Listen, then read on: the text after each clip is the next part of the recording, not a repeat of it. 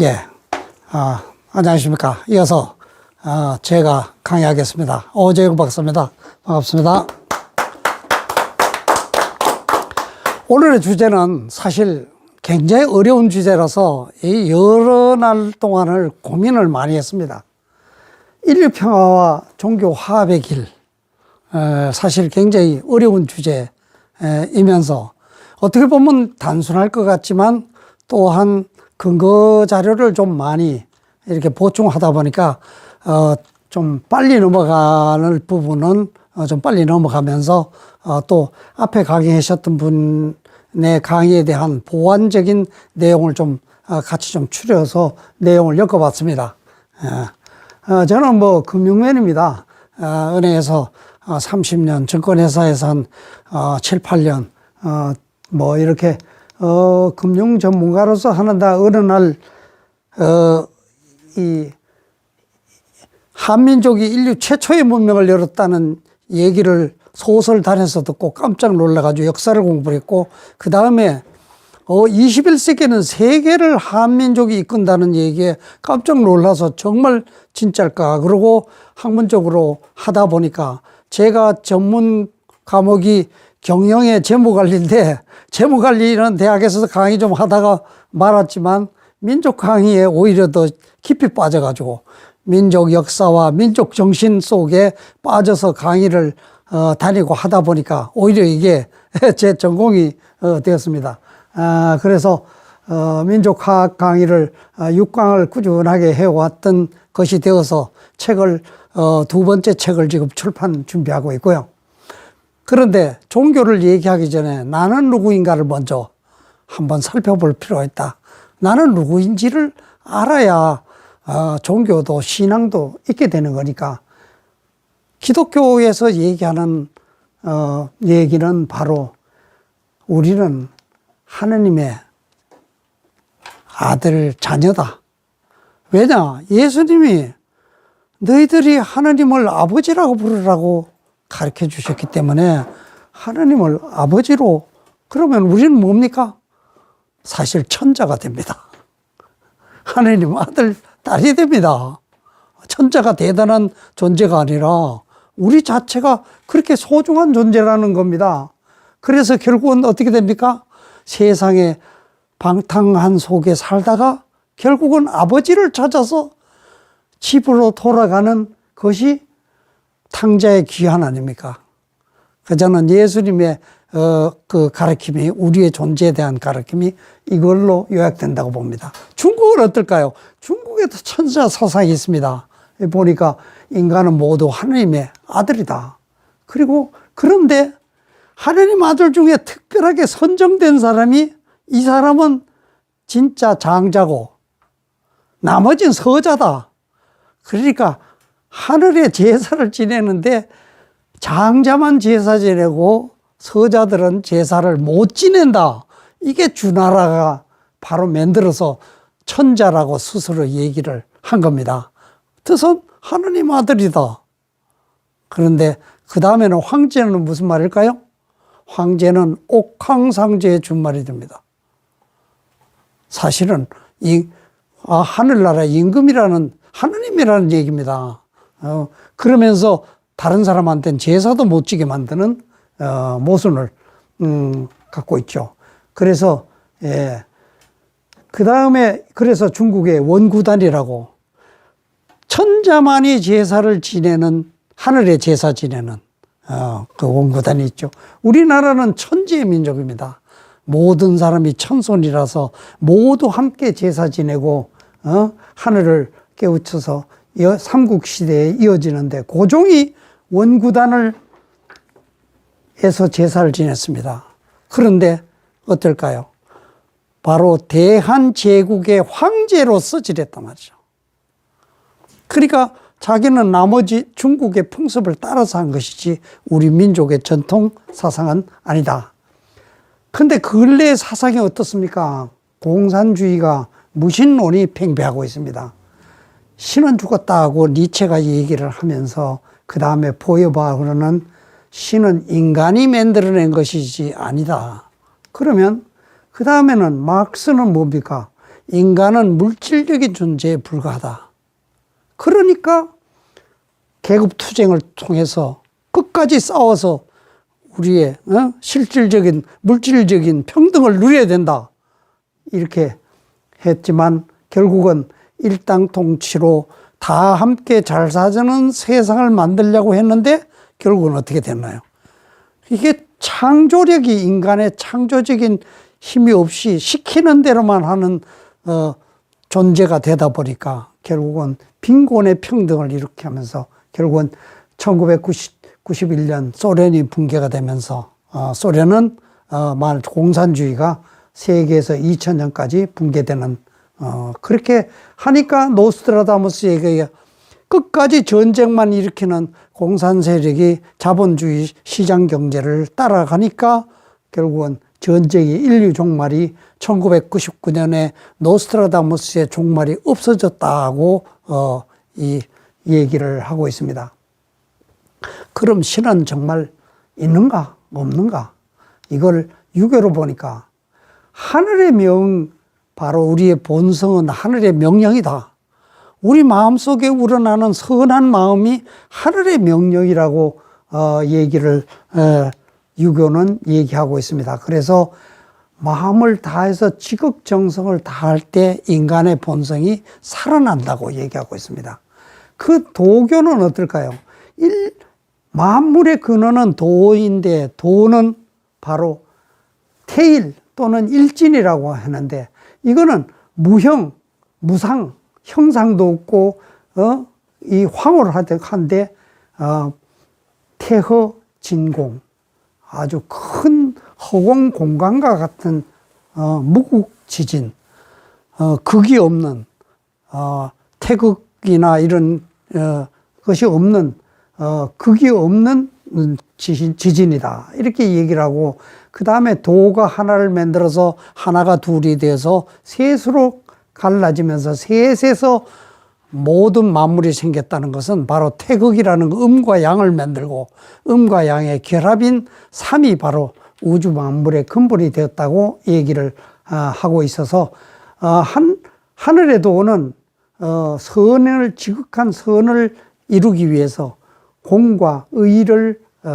기준으로 해야 되고, 그 다음에 지도는 땅의 도는 덕이 지극한 덕으로 이해와 억제, 통제력을 가지고 덕을 삼아야 된다. 석공원이는 이렇게 6년간 고행 속에서 이 등과 배가 붙을 정도의 아주 심각한 고행 속에서 무엇을 위해서?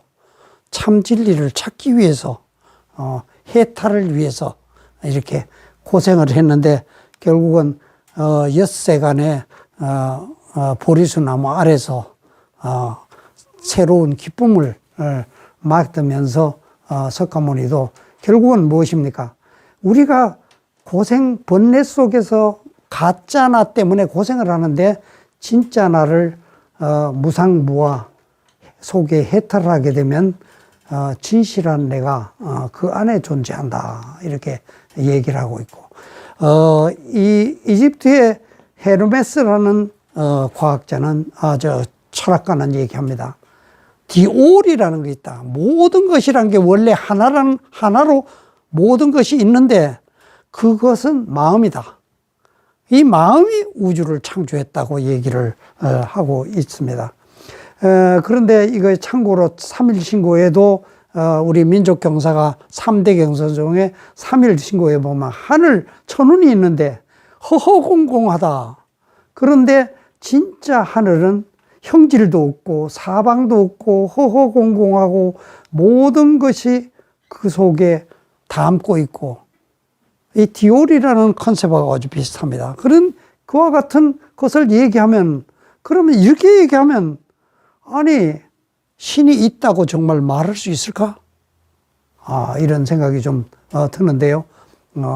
없는 것이 없고 모든 것을 포용하고 있다는 컨셉이. 그래서 결국은 이 보면은 종교의 근원인 신에 대한 컨셉은 추상적이면서도 비슷하다. 이렇게 태초에 하나님이 천지를 삼일신고에 보면 그 다음에 삼일신고의 5개 파트로 되어 있는데 바로 천운, 신운, 천궁운, 세계운, 진리운 이렇게 되어 있는데 바로 신운에는 하느님은 가장 높은 데 계시면서 큰 덕과 큰 지혜와 큰 힘을 갖고 우주 만물을 창조하고 그 다음에 지금도 주관하고 있는데 여기에 깜짝 놀라는 것은 마음으로 진실의 본성에 구하면 너의 머리 위에 내려와 계신다고 합니다. 그래서 이게 뭐야? 이걸 보니까 성경에 말하자면 성령 강림이라고 머리에 오성질에 성령이 머리에 내려오니까 예수님이 돌아가시고 난 다음에 뿔뿔이 헤어지고 도망갔다가 그 다음에 성령 강림을 가지고 마음을 확고하게 바꿔서 오늘날의 기독교가 세계 종교가 되는 그 큰 힘이 발휘가 되었기 때문에 이 강제인해라는 것이 여기서도 같이 통하는구나. 천국에는 하늘에는 국이 있어서 큰 길한 장소인데 공을 이루고 완성한 사람이 들어와서 영원한 쾌락을 누린다는 바로 기독교의 낙원이나 말하자면 천국을 연상. 세계훈에도 바로 여기에 너희들 지구가 굉장히 큰 땅 같지만은 그게 하나의 구슬에 불과하다. 우리의 선조들은 굉장히 해안이 밝아서 우리는 지구가 둥글다는 걸 유럽에서는 깨우치기 굉장히 어려우는데 우리는 상고서 속에 깨우친 걸로 이렇게 나와 있습니다. 그 다음에 천부경을 얘는 하나에서 시작했지만 영원한 시작이 없는 영원한 하나라는 것이 있었다. 그런데 이것이 천지인으로 갈라지면서 우주 창조가 이루어졌다고 얘기해서 바로 이와 같은 확실한 우리 민족의 하나님은 확고한 우주 창조의 주인공으로서 역할을 가져옵니다. 이게 바로 아까 얘기한 하나에서 시작하지만 시작이 없는 하나, 영원한 하나가 시작이 없는 무국의 하나가 있었는데 이것이 천과 지와 인으로 창조되면서 이것이 다시 한번 여기에 또 재미나는 것이 하늘도 음과 양이 있고 땅도 음과 양이 있고 인간도 음과 양이 있는데 음과 양만 가진 게 아니라 양이 서로 말하자면 공유가 되는 존재로서 결국은 천이삼, 지삼, 인이삼이 되어서 이것이 이 묘연만학만래 40가지의 변화 속에서 이 세상이 방향이 보면은 사방이 있고 중심이 또 있어서 오방이 되는 바람에 사방이라는 것과 합쳐서 5와 7의 음양 5행을 합치면 5, 7을 만들어서 40가지 변화가 세상이 이렇게 변화되는데 본심 본태양 우리의 본 마음은 밝은 태양과 같아서 이것을 높이면 인간 속에 음양의 조화가 함께 갖추어져서 인간 완성으로 되어서 결국은 이게 뒤가 안 나오네. 이 모두 하나로 다시 돌아간다는 예고를 천부경은 하고 있습니다. 그러면 우주 창조라는 것이 어떤 것이냐 하는 것을 과학자들에 의해서 분석을 합니다. 과학자들은 빅뱅을 얘기합니다. 우주에는 2가지의 큰 물질 세상에 큰 조건이 있는데 질량의 불변의 법칙 또는 에너지 불변의 법칙이 있고 그 다음에 에너지 평형 이론이 있는데 높으면 낮아지고 더운 것은 식어지고 또 높은 곳에 있으면 떨어져서 낮아서도 평형을 이룬다는 이론과 질량 불변의 법칙이 이 우주를 지배하고 있는데 빅뱅을 들여다보니까 이거하고는 전혀 다른 놀라운 기적과 같은 일이 그래서 이것은 말하자면 물질 우주 창조는 바로 물리 현상이 아닌 다른 존재 현상이다. 이게 137억 년 전에 빅뱅이 돼서 적은 입자에서 초립자에서부터 이 은하계와 태양계가 만들어지는 그 과정이 전부 다 진행이 되는데, 처음에 조그만 처음에 엄청난 고열과 고압이 뭉쳐서 폭발하면서, 이런 것은 기적적인 일이기 때문에 물질적인 변화에 의해서 이루어지는 것이 아니라 특별한 존재에서 만들어졌다는 것을 얘기한다. 도널드 웰시라는 사람이 이것을 얘기를 이렇게 합니다. 바로 빅뱅을 통해서 영계만 있다가 물질계와 영계가 공존하는 것이 만들어지는데, 바로 물질과 정신이 공존하면서 물질 세상이 통해서 시간과 공간과 물질이 생기는 하면, 그 다음에 정신세계도 빅뱅이 이루어져서 하나의 근원적인 영이 수억만 개로 영혼으로, 작은 영혼으로 탄생하면서 이것이 신의 자식이 탄생하는 것이다. 그래서 인간은 성경에 보면은 바로 인간은 생명이 된다. 인간을 만들어서 코에 기운을 불어넣어서 생명이 되었다는 것은 하느님의 영과 물질적인 육신의 결합이라고 이렇게 해석을 해서, 우리의 삶은 물질 영혼들이 물질계에 들어와서, 왜냐? 빅뱅 이전에는 모두 영계만 있었기 때문에 물질계를 창조한 속에서 영이 들어와서 우리 육신을 가진 영혼의 존재로서 이 삶을 살고 있다는 것으로 이렇게 해석을 했습니다. 이거 아까 자르다 보니까 뒤가 다 잘라버렸네요. 그래서 이 물질계는 정말 깜짝 놀랄 참 기적적인 일이 많이 있습니다. 이게 원자 속에 들어가면 중성자와 양성자가 있는데, 이 중성자, 양성자도 쿼크라는 것이 이렇게 모여서 되어 있는데, 이게 그냥 만들어지는 게 아니라 이 중성자들과 양성자가 결합시키는데 파이온이라고 하는 에너지가 이게 붙잡고 매고 있어요.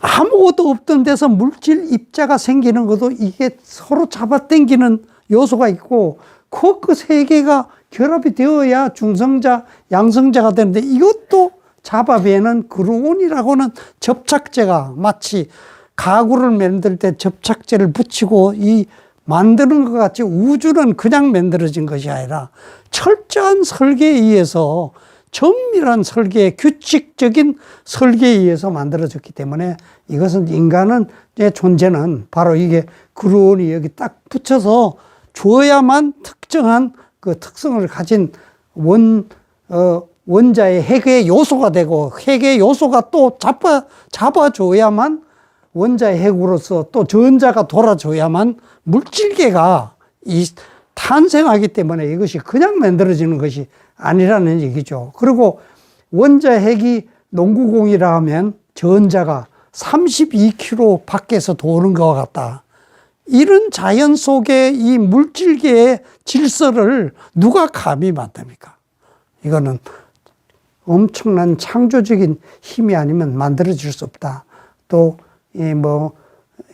전 좀 생략해서 빨리빨리 좀 가겠습니다. 보기에 따라서 입자로 가다가 사람이 없고 촬영만 하니까 파장이 돼버리는 입자와 파종이 왔다 갔다 한다든지, 이런 양자역학 속에는 정말 깜짝 놀랄 일이, 또 순간 이동, 여기 있다가 저기 순간에 나타나고, 어디 빛의 속도로 이동하는 게 아니라 순간 이동하는 비국성과 이런 성질들을 볼 때, 이것은 바로 물질계 속에 영적인, 정신적인 존재가 같이 움직인다. 그 사례를 테스트를 하나 했습니다. 어느 날 가위를 들고 거짓말 탈지기를 나무에다가 딱 장착을 시켜놓고 가위를 가고 입을 자르려고 그랬더니 여기가 막 흥분하는 겁니다. 그래서 인간에게다가 세포를 분리해가지고 거기다가 거짓말 탐지기를 장착을 해놓고 500km나 먼 외지의 비행기를 타고 여행을 갔어요. 근데 거기서 사고를 당해서 깜짝 놀랐는데 바로 그 순간에 이렇게 파장이 바로 우리의 정신, 우리는 물질적인 존재가 아니라 정신적인 존재가 이렇게 작동하고 있는 이런 것이 여러분들 알다시피 많은 그 기적적인 행위가 인간의 기적이라는 것이 정신계의 물질계를 능가하는 또 다른 에너지의 움직임이 있다는 것을 얘기하기 때문에 우리는 정신계를 인정하지 않을 수 없다.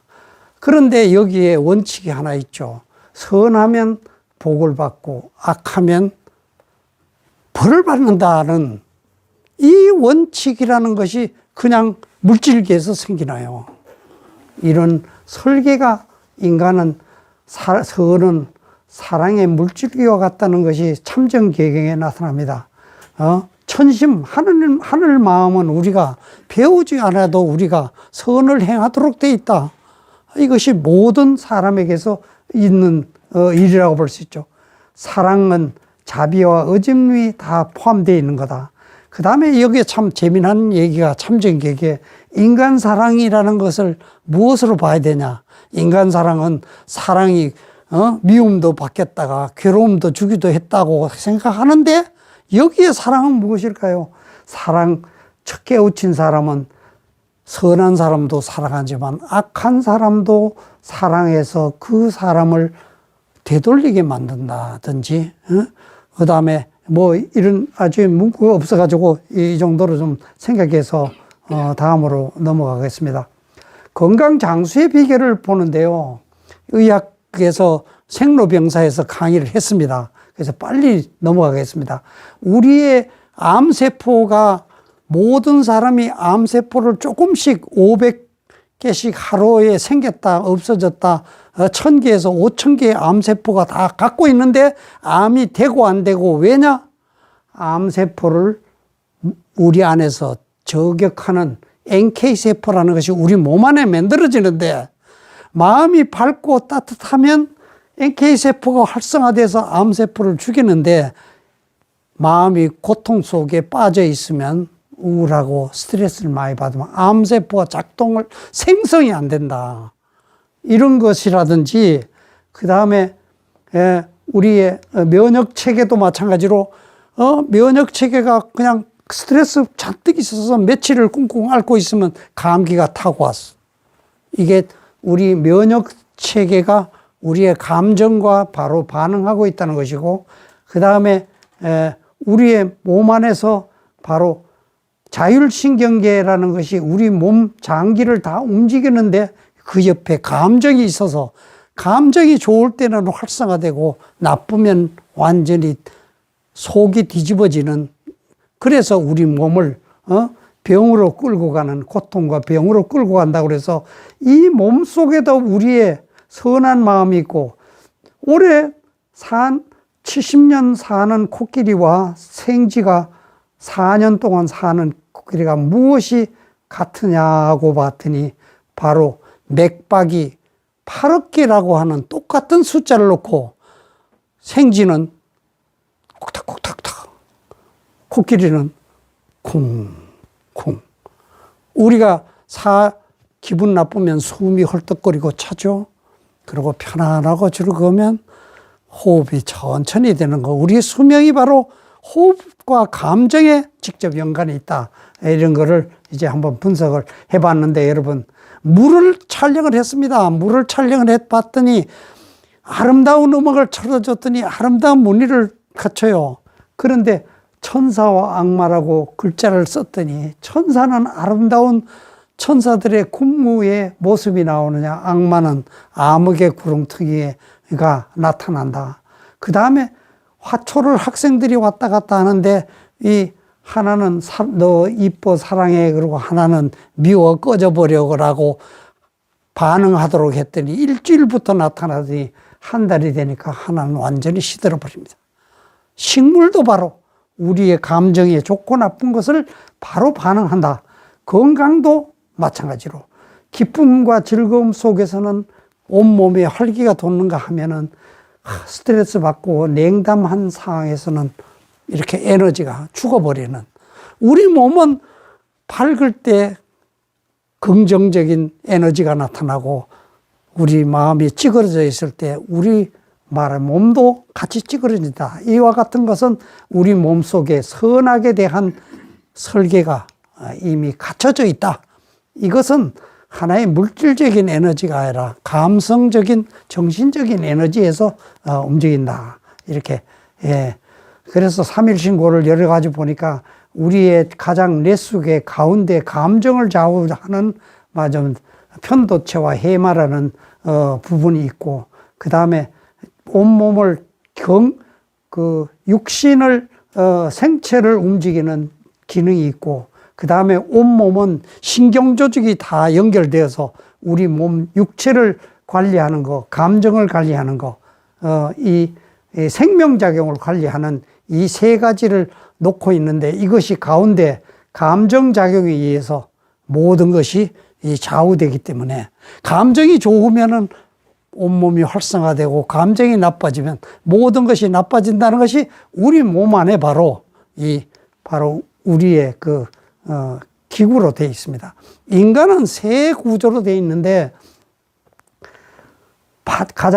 파충류 가장 원시적인 동물은 바로 본능에 의해서 먹고 사는 것에 의해서 빠르게 움직이는 이와 같은 역할이 있는가 하면, 그 다음으로는 감정적인, 이 포유류에는 감정작용이 발달해서 감정을 서로 수용하면, 이 사나운 사자나 호랑이를 어릴 때부터 키우면 이렇게 덩치가 커도 그 주인한테 따뜻한 감정을 표현하는 것은 바로 감정의 동물이에요.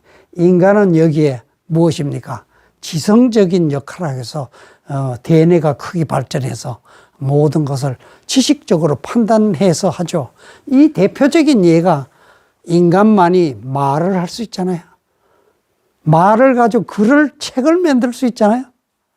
이런 것은 인간이야말로 이 지성적으로 발달하도록 하느님이 설계했다. 이렇게 좀 보는데, 바로 성장 과정이 나으면 생명을 위해서 저절로 빨잖아요. 저절로 빨도록 새끼들은 그렇게 훈련이 돼 있죠.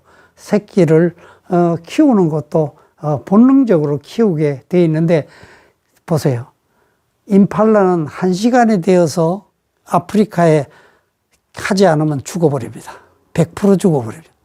인간은 1년이 돼도 걸음마를 이제 시작하는, 왜 그럴까요? 그리고 1년이 되면 개, 고양이, 돼지, 1년이 되면 성견이 되고 어른이 됩니다. 인간은 20년이 되어야 비로소 어른이 되는, 기능적으로 무엇이냐? 바로 무엇을 위해서? 바로 유년기에 지성적인 뇌가 완전히 비어있다가 지성으로 채워지는 그 존재의 변화, 결국은 지적으로 성장하게 되는데, 저는 처음에 차크라를 보고 제일 밑에는 뭐랍니까? 생명작용이 일어납니다. 생리적인 작용이 맨 밑에 먹어야 되고, 생존 본능이 있어. 그 다음에 가운데가 감성으로 따뜻한 감성이 작동하게 되는가? 그 다음에 지성이 발달하게 되는데, 마지막에는 그 지성이 쌓이고 나면 마지막 높은 것은 깨우침의 삶은 깨우침을 위해서 사는 존재다. 그래서 나는 누구인가를 참 탐구하는 존재는 오직 인간밖에 없게 되는 거죠. 근데 과학자들이 의학자들이 우연찮게 정말 깜짝 놀랄 일을 발견합니다. 우리가 전혀 모르는데 봉투에 넣었는데 이게 몸에 해로우면은 기운이 약해되고, 몸에 이로우면 힘이 생기는 것을 깜짝 놀라서 알고, 이것을 예를 들면 과거에 있던 어떤 사실이나 진리인지 아닌지를 체크를 하니까 이게 정확하게 표시를 해서 나타나는 겁니다. 그래서 인간의 잠재의식은 우주의 근원과 같이 연결되어 있어서 모든 것을 잘 알고 있다. 이거 좀 확장하는 바람에 이게 밑에가 죽어버리래요. 그래서 이것을 가지고 인간의 에너지가 어디에 머물러 있는가를 측정을 하니까 가장 밑은 것이 자포자기, 나는 존재의 가치가 없어라고 할 때가 가장 인간의 에너지가 가장 약하고, 그 다음이 뭐냐, 좌충우돌, 나는 열심히 하는데 너는 비켜 하고 자기는 존중하되 남을 존중하지 않는 그 투쟁적인 그 수준에서, 그 다음에는 너도 나도 모두 공평하다는 사회적인 관념이 다음에, 그 다음으로 올라가면 우리가 따뜻한 감성의 존재로 날 때 비로소 인간다움이 발생하는 거죠. 그래서 사랑과 존경, 그 다음에 그 위에가 기쁨과 감사. 그런데 그 위에가 뭘까요? 여기에는 하나와 인류 공생과 깨우침이라는 것이 순수의식 속에서 근원으로 돌아가는, 여기서 중요한 것이 하나라는 것을, 우리 모두 하나라는 것을 인식할 때 선의 근본에 도달한다는 이 표 속에 아주 깜짝 놀랄 만한 이 과학적인 근거를 의학자들이 개발합니다. 근데 사랑이란 무엇일까요? 소중하게 여기는 것이 하나 있죠. 그런데 우리는 하느님의 아들들입니다. 하느님의 자녀로 소중한 존재인데, 그런데 또 한 가지 사랑에 대한 그리워하고 좋아한다. 그리워한다. 마음으로 그리는데, 그리고 날 때 깊은 연애를 하다 보면 나는 사라지고 그대만이 가득합니다. 이게 뭘까요? 하나됨의 교감인데, 이 과학자들이 하나라는 속에 뭔가 찾아냅니다. 거울 유로라는 것이 뇌에 있는데, 아니, 남이 옆에서 팔을 다쳤어요. 그런데 옆에 있는 사람이 아파. 왜 옆에 사람이 아프죠? 옆에 사람이 다쳐서 피를 툴툴 흘리는데, 아이고, 아파. 가족들은 더욱더 심각하게 느끼죠. 인간 속에는 우리가 모두 하나라는 인식이 들어가 있다는 것입니다. 그래서 이걸 느끼는 것이 사랑이고, 그렇지 않습니까? 그것이 잡히고, 그것이 말하자면 어질입니다. 인간의 뇌 속에는 이 거울 뉴런이 우리 고통을 내 것으로 생각하고 사랑을 공유하는 마음이 바로 거울 뉴런이기 때문에, 사랑의 진실이, 인간은 그렇게 모두가 고통을 서로 느끼고 서로 사랑하도록 본질적으로 만들었다는 것이 이 거울 뉴런 속에, 사랑 속에. 그래서 이게 보니까 결국은 아까도 얘기했죠. 사랑과 기쁨과 존경과 감사의 위에 가장 높은 것이 사랑을 모두 하나라는 인식 속에 들어갔을 때 근원에 가깝게 된다. 천이라는 것이 완전한 깨우침. 오늘날 과학자는 정말 깜짝 놀랄 것을 도전해서 이룹니다. 4, 5세계가 있나? 불교는 윤회라는 것을 오랜 동안 해서 알다시피 지옥도, 아귀도, 축생도, 아수라도, 인간도, 그 다음에 천도라는 것에 6단계에서 윤회를 한다고 얘기를 하는데, 이 원칙은 그 전생에서 잘못한 것은 뒤에 가서 갚아야만 발전이 된다는 원리로 되어 있고, 기독교는 사실 천당 지옥이 좀 불분명합니다.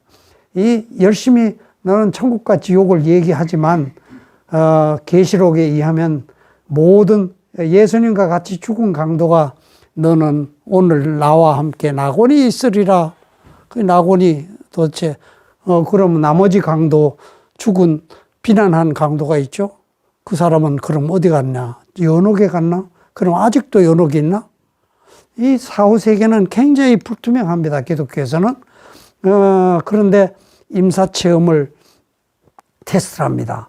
제프리 롱 박사가 1970년대부터 죽었는데 몇 시간 후, 하루 후, 며칠 후에 깨어나는 사람이 생기는 거예요. 그래서 너 어떻게 죽었는데 너 어떻게 느낌이 뭐야? 뭘 경험한 거야? 그랬더니 명확한 똑같은 체험을 얘기하는 거예요. 그래서 4천 건을 연구를 해가지고 오늘 우리 나라에도 여기에 이걸 책으로 만들어서 출판을 했는데요. 아무튼 이것이 죽을 때 보면 영이 가만히 있어, 내가 죽어 있네. 그리고 가만히 있으면 나 여기 있는데 아무도 그것을 인지하는 사람이 없이 홀로 바라보다가, 그리고 끌림에 의해서 영계로 진출하면서 거기 가서 자기 삶에 대한 반성을 하고, 이런 것이 공통적으로 나타나는 거예요. 그래서 이거를 다시 한번 검증해야 되겠다고 독일의 대학에서 의학자들과 과학자들을 모아놓고, 그리고 900명의 각각 다른 사람들을 실험 대상자로 자원자를 모집해가지고 여기에선 약품과 어떤 신체적인 압박을 통해서 20분에서 1시간 동안 완전히 가는 그런 저 세상을 떠나는 체험을 시키는데, 이걸 4년 동안 계속 했으니까 엄청난 체험을 하고 보니 이건 확실하다.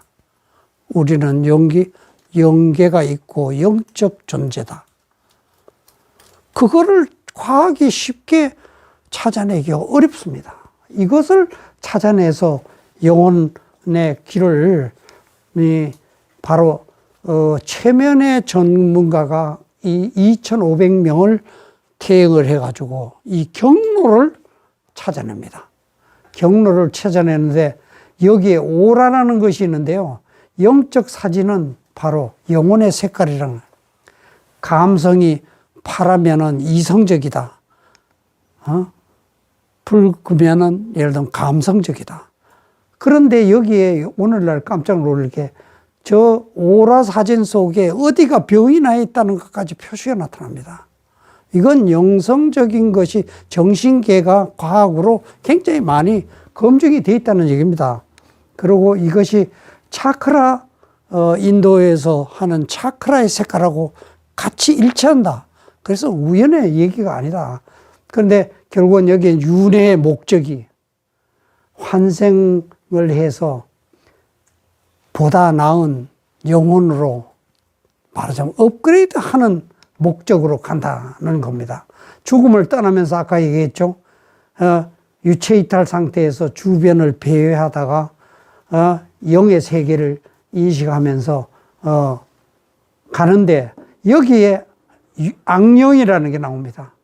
현실에 집착하는 영혼들이, 미련을 버리지 못하는 영혼들이 안 떠나고 있으면서 이게 바로 떠돌면서 다른 사람 영에 들어가서 악령으로서 작용을 하는데, 여기도 얼마간의 기간을 거쳐서 이제 다독거려서 안내를 해서 철저한 교육을 시킨다는 프로그램이, 이게 과정이 나옵니다. 그래서 영혼 환영식을 거치면은, 그리고 빛의 치유를 하면 이 마음의 상처를 다 없애고 나서 원로회의에 들어가서 내가 옛날에 이런 일 때문에 이렇게 했는데 이런 부분은 내가 잘못한 것 같습니다 하고 과거를 반성하는 이런 그 과정을 거쳐서 결국은 그러면 새롭게 삶을 한번, 그 전에 이런 작용을 했는데 반대로 한번 작용해보자.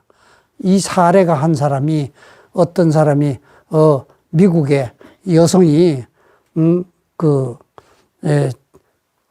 운동을 굉장히 좋아하는데 쩔름쩔름합니다. 그래서 이 사람이 왜 그럴까 그러고 전생을 들어보니까 바로 그 전생은 아일랜드에서 마차에서 9살에 떨어져 가지고 이 일생 동안을 침대에 누워서 지내는 생활을 하는데, 이 사람이 그래서 나이가 들어서 나같이 고생하는 사람을 상담을 좀 해줘야 되겠다. 그러면서 상담 봉사활동을 하면서 죽은 전생이 있어서 그 전생을 또 들어보니까 뭐냐?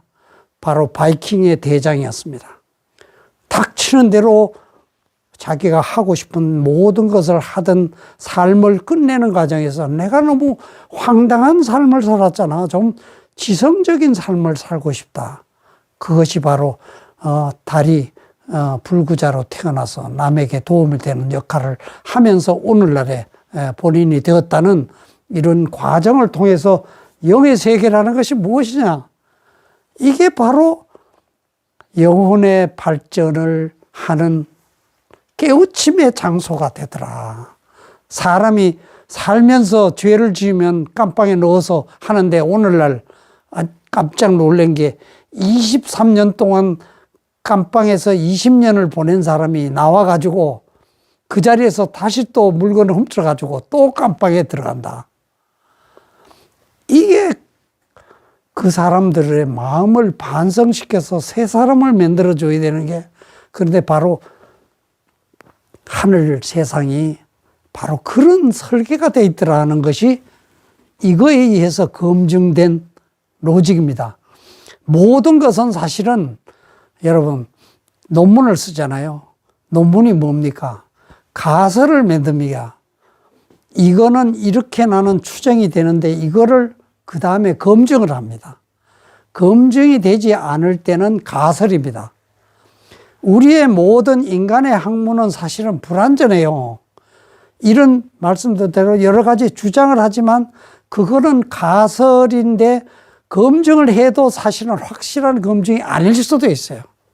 그래서 모든 것은 이 사회의 혼란을 잠재우려면 좀 더 합리적인 검증을 통해서 바로 바른 길을 알고 나가야 된다. 이런데 이 과학자들을 통해서 이 영혼의 세계가 나온 이상 삶이 확실하게 달라지죠. 우리는 물질적인 존재라고 또는 뭐 과학에 의해서 물질만이 모든 것을 해결한다는 식의 생각이 오늘날 팽배하기 때문에 이 영성에 대한 것이 굉장히 중요하게 해서 이렇게 한번 살펴봤고요. 밑에 부분이 안 나와서 좀 아무튼 그런데 앞으로의 세상은 어떻게 될까요? 이것이 굉장히 중요하지 않습니까? 그래서 제가 아까 잠깐 얘기한 이 윷놀이를 가지고 옛날에 태오복희 태오복희 아니라 신지혁덕한테 천부경의 이치를 윷놀이 게임에서 좀 만들어 봐라 이렇게 지시해 가지고 윷놀이가 나왔다는 겁니다. 이 윷놀이 속에 바로 이 3계단이 있는데 바깥은 인간의 단, 그 다음에 중간에는 지단, 그 다음에 천단. 이래서 이것이 세 가지의 서클이 사방과 중심을 해서 오행으로 연결되는 이치가 3, 4, 상환, 5, 7, 1 묘년 만에 용변부동본 이런 원리가 이 속에 다 들어있다고 해서 이걸 가지고 제가 표를 만들어 보니까 바로 무시일의 세상, 시작이 없는 영원한 하나의 세상이 바로 근원적인 하나의 우주였어요. 디올입니다, 그게. 그런데 석삼극으로 해서 이게 3, 4, 상환, 5, 7, 1 묘연 만왕 만래로 바뀌고 보니까 이게 지금 변화무쌍한 삶의 출연 무대입니다. 우리는 연극을 하고 있는 겁니다. 출연 무대에서. 물질이 아무것도 없었는데 물질을 만들어서 물질 세상에서 지금 연극 배우로서 지금 출연하고 있는 중입니다. 그래서 그것이 어디를 향해서 가냐? 종점이 어디냐? 본심 본태양. 우리의 본 마음은 하늘 마음은 밝은 빛과 같으니 이 밝음을 다시 회복하면 이게 무언가요? 그러면 근원으로 하나로 돌아간다. 근데 인간이 모두가 하늘 마음을 다 품는다면, 모두가 하나라고 인식된다면 이 지구별이 바로 천국이 된다. 지상 천국이 된다. 이 바로 천부경 속에 이 과거의 빅뱅 이전의 무구의 세상과 그 다음에 지금의 변화무쌍한 세상과 미래 비전이 함께 담겨 있다. 이래서 앞으로는 지금 앞으로 올 세상에 비극적인 세상을 많이 얘기하지만 이 많은 사람이 얘기를 합니다. 지구가 운명이 바뀔 시기가 와 있다. 바로 지구의 인류는 에고와 대립과 경쟁의 세상에서 사랑과 조화와 호혜로 이동할 필연적인 위치에 와 있다. 그 시기가 바로 언제냐? 1980년부터 2030년까지인데 그 중심적인 변화가 바로 2000년까지, 1985년, 2000년까지. 이게 바로 투쟁 중심의 공산주의가 붕괴되어서 자본주의 시장 경제를 받아들였다는 게 무엇이냐? 남에게 좋은 상품, 좋은 서비스를 남에게 도움이 되는 역할을 하는 세상으로 바뀌었다는 것입니다. 그렇게 해서 아무튼 그 다음에 라비 바트라라는 미국의 교수가 그 다음에 다른 또 얘기를 합니다.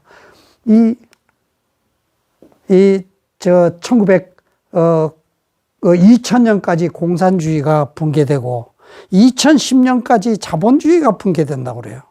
그런데 2010년에 어떤 일이 일어났냐면 2008년도에 서프라임 모기지 사건으로 미국의 금융을 주도한 유대계가 폭삭망해버립니다. 그것이 세계로 우리나라의 외환위기에 충격을 가져온 그 사건 이후에, 그런데 여기에서 그 다음에 새로운 황금시대가 열리는데 아시아 정신이 주도한다. 바로 천부경의 정신은 위대한 정신입니다. 우리 모두 하나라는 정신으로, 그것이 바로 서로 돕고 사는 홍익정신의 발로입니다. 천손 홍익사상이야말로 이 세상을 이끌 사상인데, 이 양반이 아시아 정신이 세계를 이끈다. 그래서 제가 이것이 바로 우리 한민족이 세계를 이끈다는 얘기구나, 이렇게 하면서 했는데, 지금 마침 이게 어떤 시기냐? 빈부격차가 10%가 50%를 점유할 때가 언제냐? 1차 대전, 2차 대전이 일어났습니다. 그러고 나서 미국이 중심이 되어서 부자세를, 소득세를 80%, 90%까지 매깁니다. 그래서 부의 격차가 현저하게 가라앉았는데 미국은 다시 올라갔어요. 근데 독일은, 유럽은 아래로 처져 있어요, 아직도. 왜 그럴까요? 복지정책. 그래서 우리나라도 홍익 정신을 통해서 복지정책을 시행을 해서 세계를 이끌 정신을 만들어야 된다. 나철 대종교를 만들기 전에 한국에서 대종교를 선포하다가 그 다음에 만주로 가서 독립군을 만들어서 지원해서 일본을 여러 번 깨트려 버리죠. 그런 양반이, 일본이 다시 만주로 들어와서 이렇게 압박을 가하니까 1916년에 스스로 명상 속에서 자기 목숨을 끊는 바로 한 해 전에 1915년에 시를 남겼는데, 바로 깜짝 놀랄 만한 이 6.25가 바로 1945년 의류년 7월 7석날 일본의 해가 동해로 떨어져서 나가고 남북이 분단되면서 서로 이전 투구 싸움을 하다가 마지막에 바로 홍익 이화 세상이 열린다 하는데, 거기에는 천산에 천산에 태양이 하늘 높이 올라가면 천산이 무엇이냐? 바로 한인 할아버지가 천산에 거했다고 그랬어요. 그래서 그분의 정신이 무엇이냐? 인간은 모두 하늘의 자손이니 서로 돕고 살자는 사상이기 때문에, 그런 사상이 높이 떠오르면 홍익 이화 세상이 열린다는데, 그 바로 앞에 어떤 말이냐? 시금적청, 불 먹고 마시는데 붉은과 푸른 것을 먹고 마신다. 그래서 인터넷에 뒤져보니까 아무도 그런 얘기하는 사람이 없어요. 이거 공산주의 사상과 자본주의 사상이 서로 왔다 갔다 하는 거 아니야? 현 시대가 바로 시금적청, 시대라서 이제 이게 끝나면 홍익 이화 세상이 열린다. 이 얘기가 바로 대도인의 우학도인이 나타나는 얘기가 1954년부터 6.25 끝난 다음 해부터 2014년까지 청마대운이 와서 대한민국이 선진대국이 되는 비전이 이루어졌지 않습니까? 그 다음에 바로 황백전환, 백인들이 주도하던 세상에서 황인종이 주도하는 세상으로 바뀐다는 것이 2044년까지 바뀌는데, 이 과정에서 한민족이 만주 몽골과 통일이 다 이루어져서 된다. 지금 대한민국이 세계 주인공이 되는 바로 그 얘기를 여기에 하고 있는 거죠. 아담스키가 1950년대 6.25 끝나고 나서 어려운 시절에 이걸 예고를 했는데, 책을 썼는데, 전 인류가 완전히 전화되고 고층 빌딩이 들어서고, 이게 나오는 겁니다. 그리고, 고속도로, 열차, 행정이 되면서, 그 다음에 과학과 종교, 정신혁명이 한국에서 생겨서 세계인들이 한국의 정신을 배우려고 온다 그러면 한글이 세계화 된다. 이런 깜짝 놀랄 예언들을 지금 우리의 일상에서 지금 가깝게 와 있는 예고를 이미 몇 년 전입니까? 60년, 70년 전에 예고를 합니다. 그런 것뿐만 아닙니다. 세계의 중심 산이 곤륜산에서부터 지맥이 사방으로 세계로 뻗어가는데, 그중 한 가지 지맥이, 마지막 지맥인 사지맥이 백두산을 거쳐서 금강산의 12,000봉의 12,000명의 도통군자가 한국에서 나온다. 이거 뭐 잘 되면 좋겠지 하고 이 생각을 했는데, 또 16세기에 아시아의 노스트라다무스라고 하는 남사고 선생이 얘기합니다. 바로 인류의 부모국인 한국이 바로 기운이 천하의 취기가 모이면서 바로 이게 군출시조 형국 하여튼 그래서 조선의 서강이 비치면서 이게 영호골들이 이 한국으로 모여드는데, 그러면서 여기에 제가 주목하는 것은 동서의 도와 교가 하나로 사상과 종교가 하나로 통합된다. 그래서 모든 사람이 원을 풀어서 영생무궁한 복락이 출현된다는 예고를 하고 있습니다. 그래서 바로 앞에서 예고했던 여러 가지의 얘기와 상당히 통하는데, 이거의 근원은 또 한번 살펴보면 바로 인도의 시성인 타고리 일찍이 아시아의 황금시기에 빛나던 등불의 하나였던 코리아, 이제 마지막 때 다시 한번 세계의 빛이 되리라 하는 얘기가 있습니다. 아까 그 얘기를 좀 하셔가지고 제가 자료를 좀 보충했습니다. 인류의 시원은, 인간은 아프리카에서 13만 년 또는 17만 년 전에 아프리카에서 생겨서 10년 동안은 거의 아프리카에 머물다가 이 북방으로 갈라지는데, 왜 그랬을까? 아까 말씀하신 대로 빙하하고 관계가 됩니다. 바로 참 12만 9,600년이 우주의 한 해라고 그랬나요? 이게 빙하의 온도를 보니까요, 거의 13만 년의 주기를 따라오고 있어요. 이게 옛날에 18,000년 전에 바로 미국, 아메리카 대륙 북방은 전부 얼음으로 가득 찼습니다. 그 다음에 이 시베리아 북쪽도 얼음으로 가득 찼습니다. 얼음이 산에 많이 쌓이면 바닷물이 적어서 아까 얘기한 대로 바닷물이 적기 때문에 이 바다가 육지로 다 되어 있다는 말도 근거가 있는데, 그리고 주기가 거의 13만 년 만에 탁 올라왔다가 내려가고 13만 년 올라왔다 내려가고.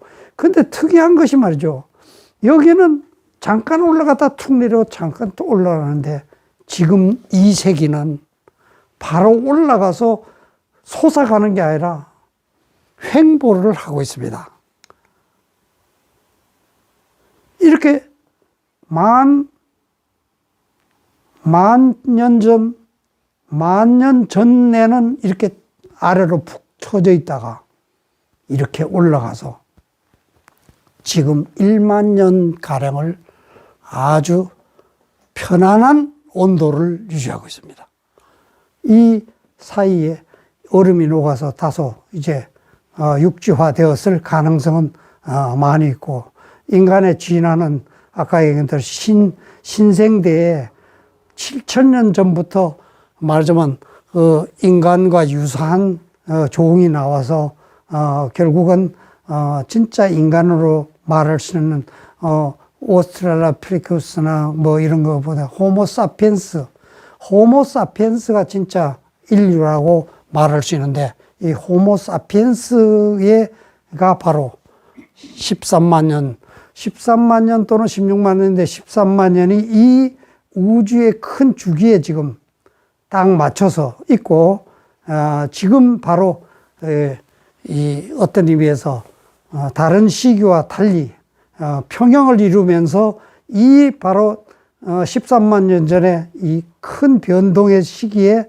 인류가 태어나서 1년을 어렵게 아프리카 속에서 머물렀다는 것은 주변은 빙하로 가득 찼기 때문에 나올 수가 없었고, 그 다음에 10만 년을 지낸 다음에 이 대륙으로 진출하면서 세계로 이제 뻗어나가는 과정이, 근데 호주에는 7만 년 전 인류의 유적이 가장 오래된 아프리카의 밖에 나온 가장 오래된 유물이 유골이 7만 년 전 유물로 있고, 나머지가 이제 세계로 이렇게 뻗어서 나가는 그림이 있어서 말씀하신 그 빙하기의 그 땅의 모습은 상당 부분 일치하지만, 오늘날은 이렇게 1만 년 이상 이렇게 안정적인 기후를 유지하고 있다는 것이 어떻게 보면 다른 데서 볼 수 없는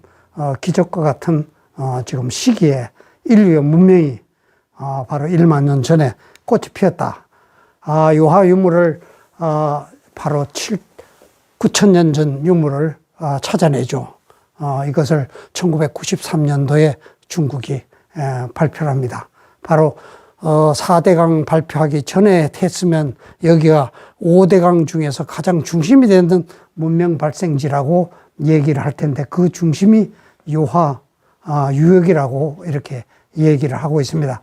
그리고 그 이후도, 그런데 여기에 요하가 중심이 되어서 남쪽으로는 한국과 일본의 인종이 퍼지고, 언어적으로도 이렇게 언어가 9,200년 전에 말하자면 일본어, 한국어, 그 다음에 몽골어, 돌골족, 터키어, 이와 같은 언어로 이렇게 분화되는 그림이, 그 중심에 바로 요하가 있었다는 것을 작년 11월에 논문으로 발표를 해서 바로 요하가 한인의 말하자면 시작이 9,200년 전인데, 그 시기하고 딱 맞춰서 이 요하에서 분석된 걸로, 이렇게 바이칼로는 여기에서 그렇게 멀지 않기 때문에 이 같은 권역으로, 그리고 12개국으로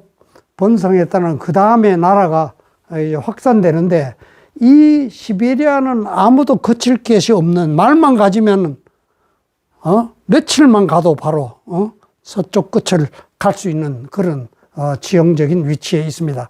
그 다음에 빗살무늬 토기가 공교롭게도 이렇게 한반도와 만주를 거쳐서, 시베리아를 거쳐서 스칸디나비아 기어까지 이렇게 퍼져 있는 게 있죠. 오늘날 이 5개 언어의 민족이 세계로 이렇게 확산되어 있는 것이 이거하고, 또 바로 네이처지에서 발표한 논문 내용입니다. 그래서 4대강 유역이 대개 6,000년, 4,000, 3,000년 이렇게 4대강이 있는데, 여기는 7,000년의 이 유적이 중국을 또 한민족이 아까 저 조금 사실 지나갔는데 이동이 중국의 문명이 홍산 문명에서 아래로 퍼지면서 중국 안에 동이족이 크게 번성했던 그런 그림하고 연결해서 볼 수 있어서 이 황하 문명은 당연히 중국의 여화 문명에서 한 2000년이 뒤떨어지기 때문에 여기에서 동이족이 중국의 문명을 일으켰고 그 다음에 메소포타미아 문명, 그 다음에 인더스 문명, 이것이 6000년 전이고 이거는 BC 3000년 전이기 때문에 수메르 문명이 가장 오래된 여기에서 문명입니다. 그래서 이걸 수메르 문명을 좀 살펴보는데요. 이 고대 서령 문자를 분석하니까 우리나라 말을 쓰고 있더라는 거죠. 바로 이제 아버지를 아비, 엄마, 나,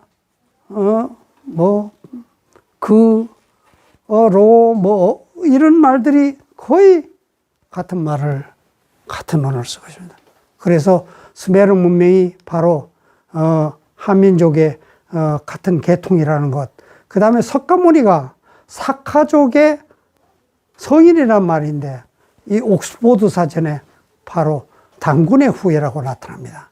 바로 이 석가족이 스키타이족인데 스키타이족이 인도 북부 지방에 머물다가 말하자면 이 이집트로 중동으로 나중에 세력을 확장하게 되는데 이와 같은 것도 우리 민족의 일족이라고 이 옥스포드 사전에 나오니까 바로 우리 민족의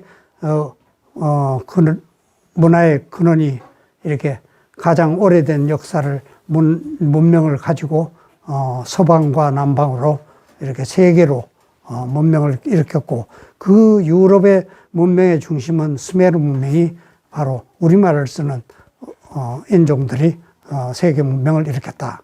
이렇게 그래서 이걸 세계 인종 분포 지도로 보면은 이것이 확연하게 나타납니다. 이게 시베리아를 통해서 서쪽으로 가서 끝쪽이 바로 중동 지역으로 맺히면서 여기가 수메르 문명이나 다른 문명을 일으켰고 그 일부가 인더스 문명, 인도로 통하면서 이 일족이 그 밑에 보면은 스리랑카와 그 인접 지역이 우리말을 쓰고 있습니다, 지금. 여기 미얀마도 우리말을 쓰고 있다고 한민족이라고 지금 얘기하는데 아무튼 이와 같은 흐름으로 볼 때 스칸디나비아도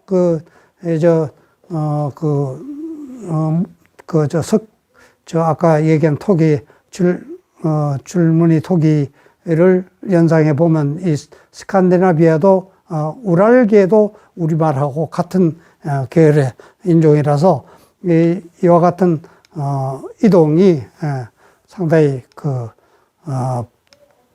인종의 이동을 확실하게 보여주는 빗살무늬 토기. 그런데 이게 깜짝 놀라게 이게 강화의 고인돌인데 이게 어디 있나요?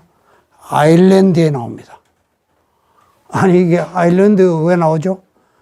바로 영국의 남쪽이 앵글로 섹슨이라는 말이 섹슨이 독일의 훈족이 섹슨이 작센 지방이 훈족이 살던 훈족이 뭡니까? 한족이요. 한민족.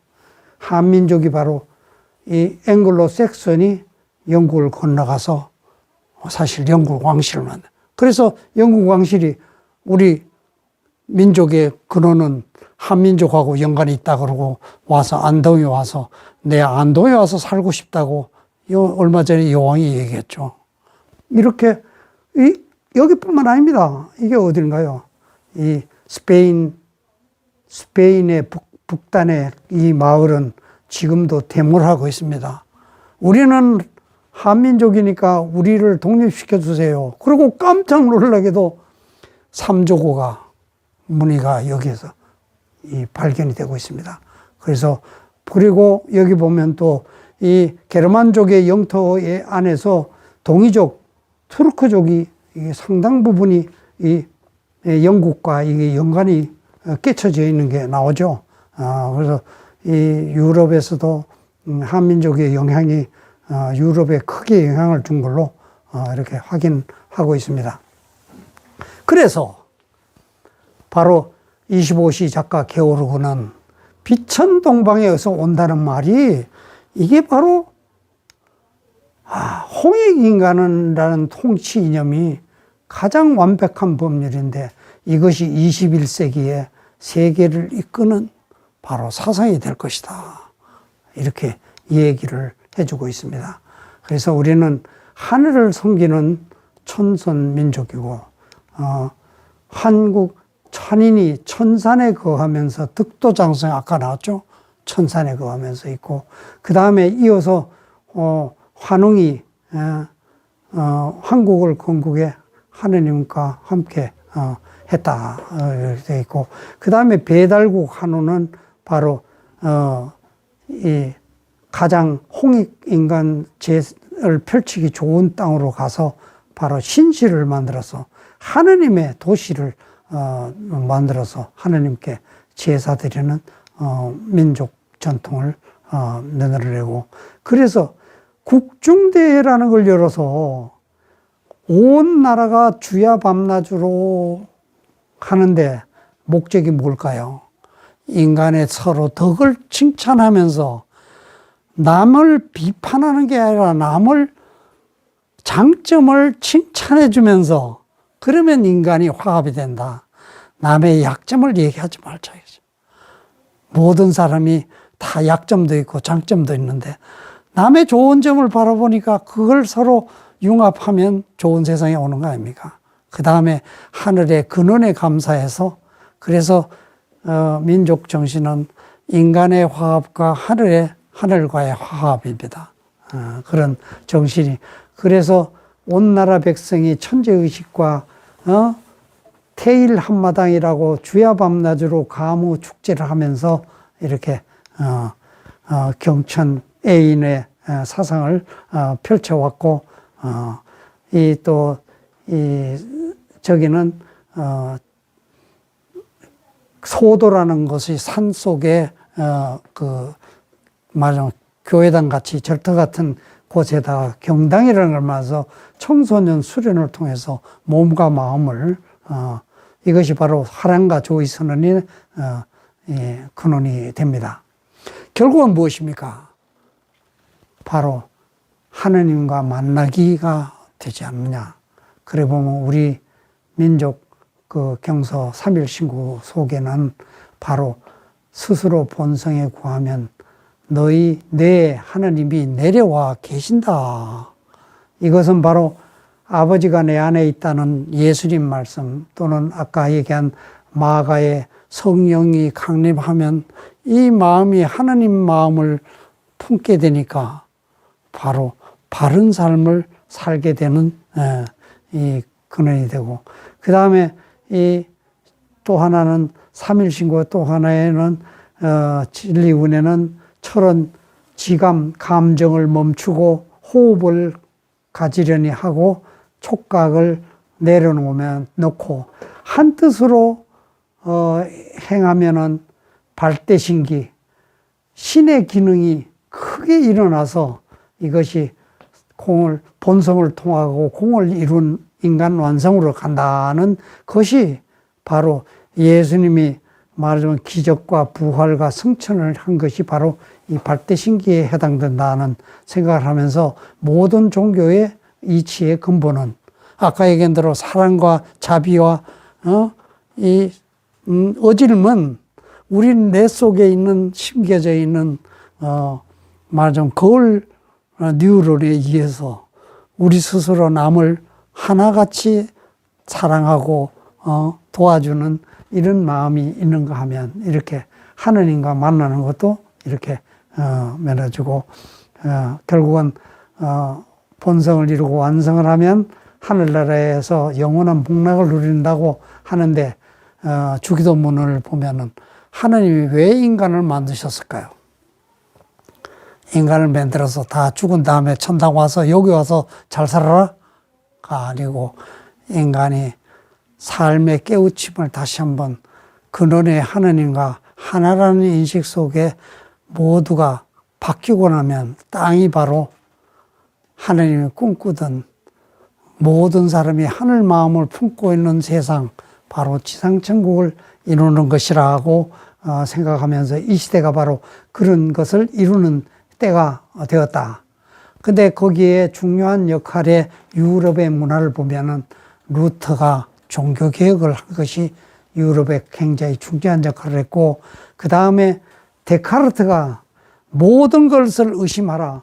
기독교가 하나로, 그 말하자면 캐톨릭이 지배하던 시대에는 감히 의심을 어떻게 합니까?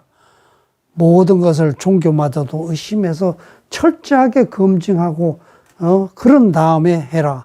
이 사회 오늘날의 많은 주장이 난무하는 것도 이와 같은 철저한 규명하에 하나하나 밝혀나가서 올바른 것을 서로 나누어야지, 그냥 자기 주장을 막 때려 넣으니까 사회가 혼란을 빠지는데, 이와 같은 모든 것을 종교도 포함해서 모든 것을 무조건 믿으라가 아니라 의심하라는 것이 학문의 자유를 열어주면서 과학혁명이 일어나고, 바로 그것이 산업혁명을 만들어서 오늘날 산업혁명이 인간에게 어떻게 줬을까요?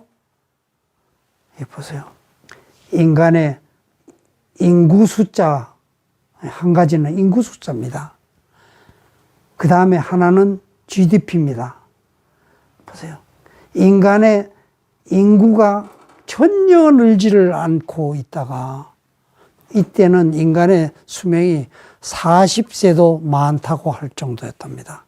25세에서 40세가 인간의 수명이었다. 그런데 지금 100세를 살아요. 바로 오늘날 데카르트의 검증 철학에 의해서 모든 것을 검증, 확인하는 과정을 통해서 산업혁명을 일으켰고, 그것이 오늘날 전통이 이어가면서 인간의 수명과 인간의 부가 함께 상승하는 기적을 만든 것이 바로 오늘날의 데카르트 철학이 시원이 된 바로 산업혁명이다. 이렇게 이제 보면서 결국은 종교로 들어가는데요.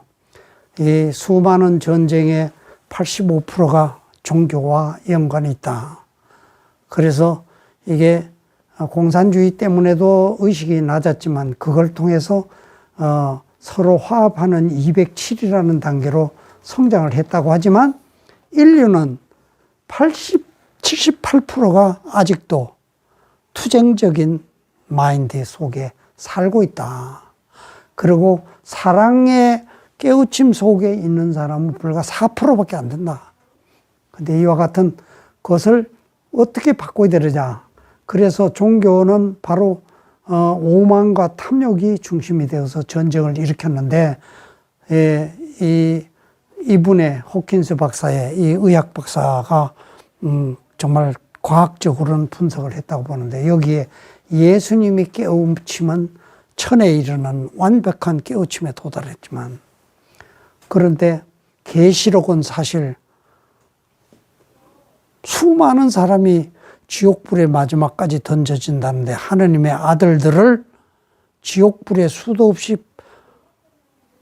줬고 책 속에 있는 사람만 천국에 간다는 어떻게 보면 굉장히 저주적인 내용이라고 여기는 혹독하게 평가하고 있습니다.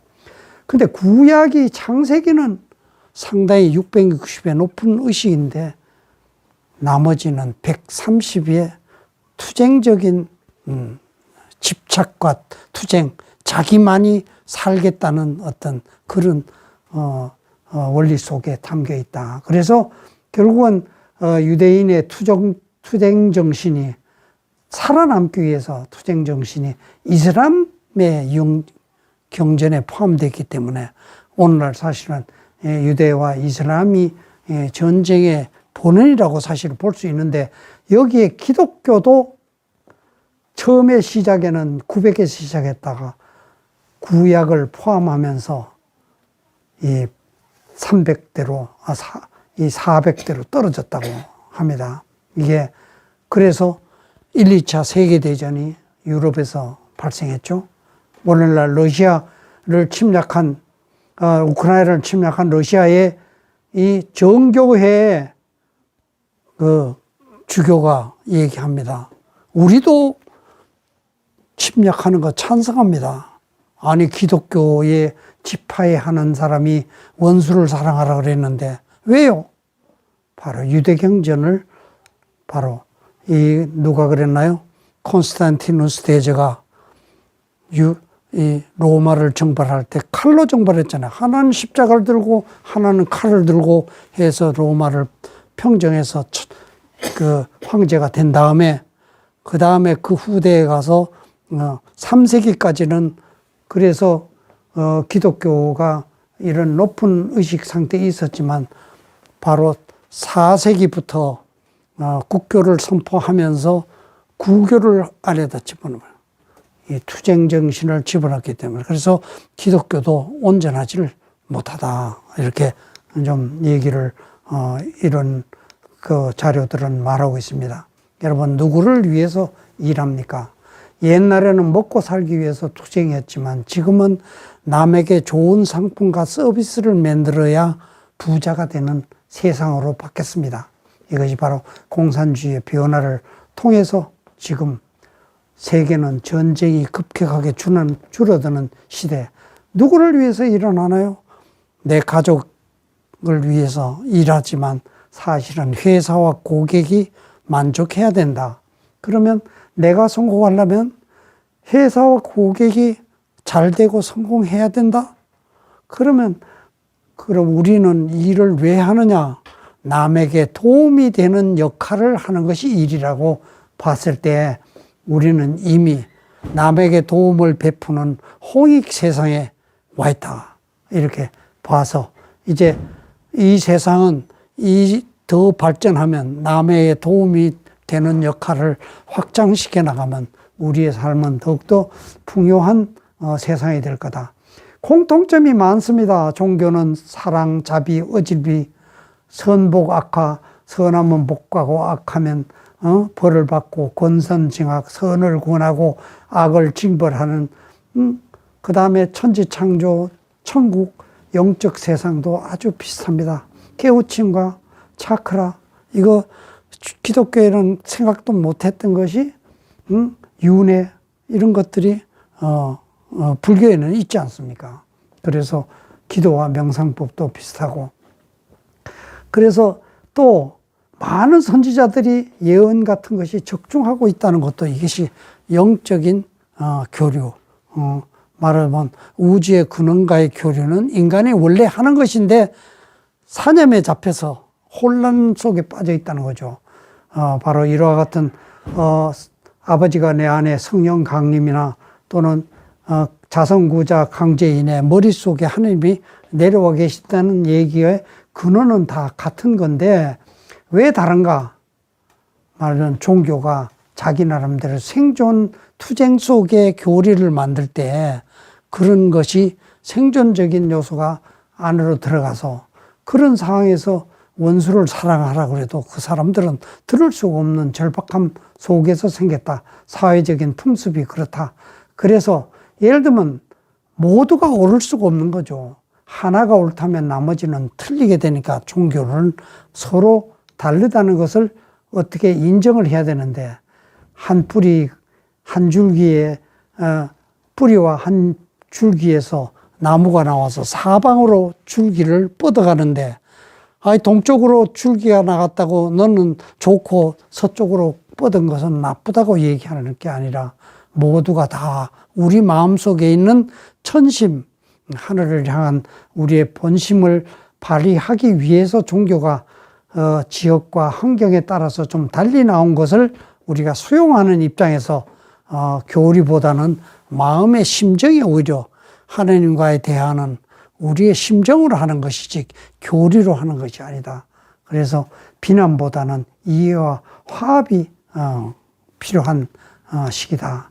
그래서 더구나 무신론이 팽배한 이 시기에 종교인들이 화합해서 서로를 인정하고 장점을 포용하는 마음으로 이제 서로 융합해 간다면 이것이 서로 적대 관계를 해소하면서 남의 공통점과 장점을 서로 안으면서 이해하고 포용하는 마음으로 종교가 하나로 된다 그러면 이 종교를 여러 가지로 좀 한번 제가 분석해 봤는데 이건 다음 시간에 좀 설명을 드리겠고, 여러분 삶의 목적이 무엇일까요? 우연찮게 책을 읽다가 깜짝 놀랐습니다. 행복하고 기뻐하는 것이 하느님이 당신에게 바라는 유일한 소망이다. 이게 말이 되나?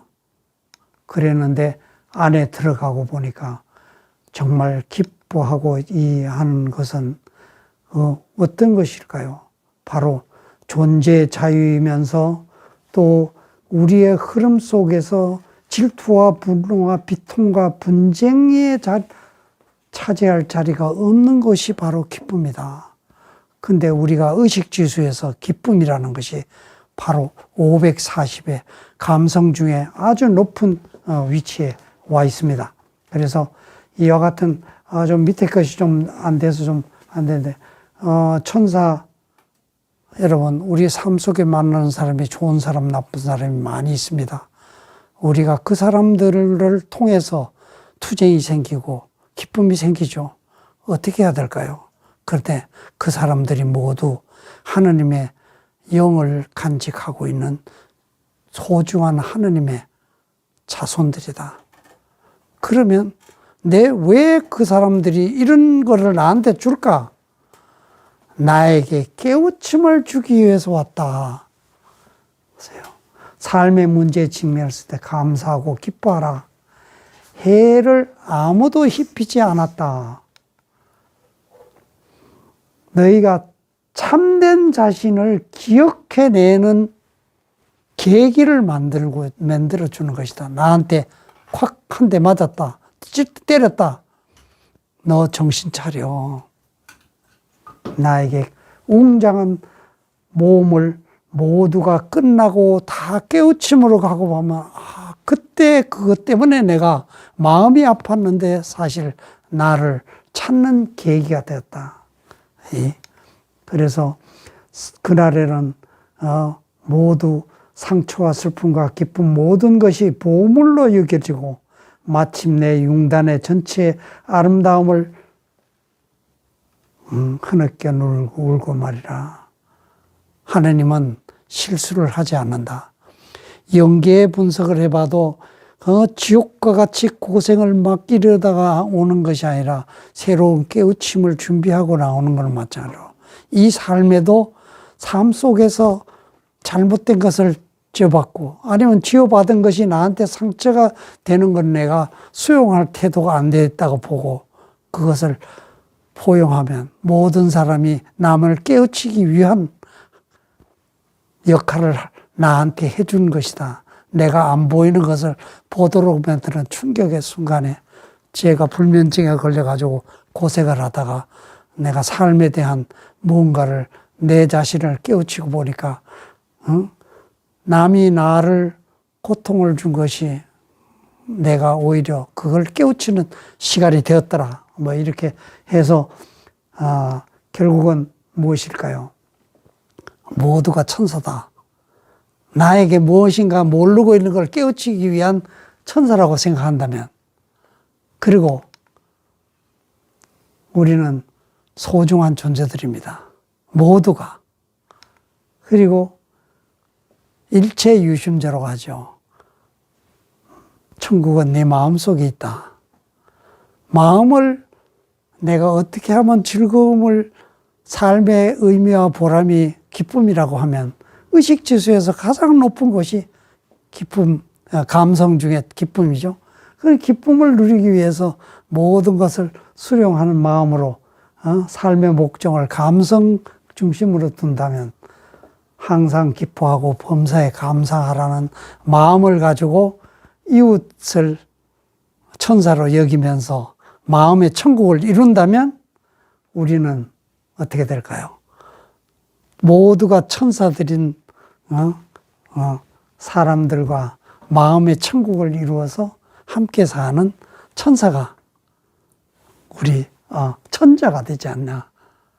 우리는 하느님의 소중한 자녀들입니다.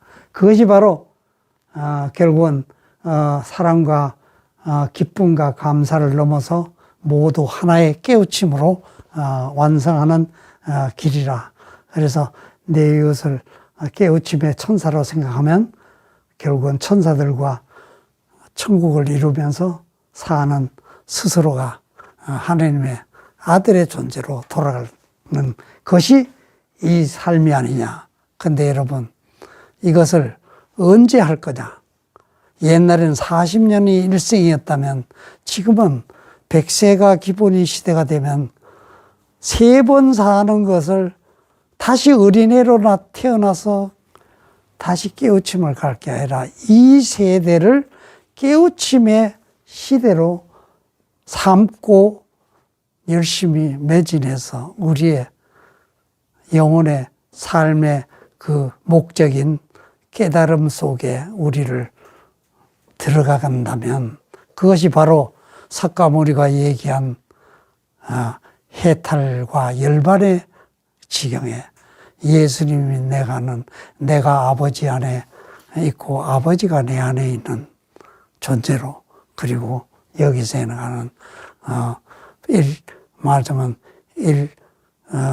일이 화행해서 반만즉진 망령됨을 없이면 하나님의 기운이 크게 살아나서 성통공안으로 이룬다는 것이 오늘날 이 시대에 특히 한민족이 12,000 도통군자와 함께 계시록을 보면 수없는 흰옷을 입고 종려나불 든 무리들이 함께 한호를 하는 그런 세상으로 만들어지는 시기가 되지 않겠냐 이런 의미에서 종교는 결국은 수단과 방법이 아니라 종착역을 향해서 우리가 함께 협력하면서 나아가는 시대 이런 것이 바로 인류의 평화와 행복과 영원한 복락을 함께 누리는 길이 아닐까. 그래서 종교인들이 특히 더 적극적으로 깨우침의 길에 매진해서 세계를 이렇게 함께 하늘의 품으로 삼아서 나가는 길이 오늘날 한민족의 큰 사명이 아닌가 이렇게 해서 한번 글을 한번 만들어 봤습니다. 여러분 감사합니다. 예.